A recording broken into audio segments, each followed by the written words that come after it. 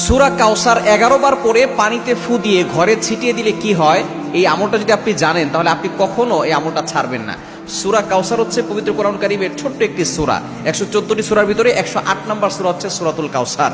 মাত্র 3টি আয়াত রয়েছে সূরার ভিতরে। যদিও সূরাটি ছোট্ট, তবে এর ফজিলত অনেক বেশি। আপনি যদি সূরা কাউসার 11 বার পড়তে পারেন, কিভাবে আমল করবেন আমি বলে দিব, তবে কি কি উপকার পাবেন সেটা আমি বলে দিচ্ছি। নাম্বার 1, 1 নম্বর হচ্ছে এই আমলটা করার মাধ্যমে আল্লাহ তাআলা আপনার ঘরের সকল অভাব দূর করে দিবেন। দ্বিতীয় নম্বর হচ্ছে আল্লাহ পাক রব্বুল আলামিন আপনার ঘরের ভিতরে বরকত দান করবেন। এবং 3 নম্বর হচ্ছে দুশ্মন থেকে আল্লাহ তাআলা আপনাকে মুক্তির ব্যবস্থা করে দিবেন।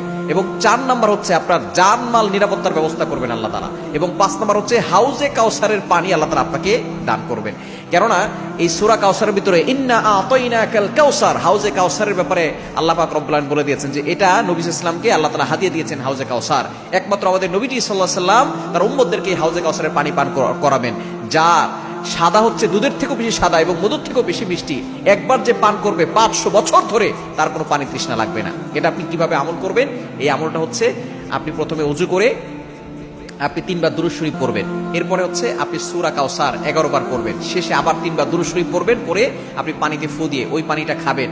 দেখবেন আল্লাহ পাক রব্বুল আলামিন আপনাকে সুস্থ করবেন এবং ঘরের চারকোনা ছিটিয়ে দিবেন। ওই ঘরের ভিতরে অভাব থাকবে না, ঘরের ভিতরে অভাব দূর হয়ে যাবে, বরকত চলে আসবে এবং দুশমন কোনো ক্ষতি করতে পারবে না। কেননা এই সূরাটা এমন সময় নাজিল হয়েছিল, নবীজি সাল্লাল্লাহু আলাইহি সাল্লামকে যখন কাফেররা গালি দিয়েছিল, যখন তার সন্তান দুনিয়া থেকে বিদায় নিয়েছিল, তখন বলেছিল মুহাম্মদ হচ্ছে নির্বংশ। তখন আল্লাহ পাক রব্বুল আলামিন আয়াত নাজিল করেছেন যে ইন্না শানি আকা হুয়াল আবতার, যে তারাই হচ্ছে নির্বংশ যারা আমার নবীকে গালি দেয়। আমার নবীর যে আল্লাহ পাক রব্বুল আলামিন সম্মান দিয়েছেন, সুতরাং এই সূরা কাউসারে আমল করবেন, দেখবেন আপনি উপকার পাবেন ইনশাআল্লাহ।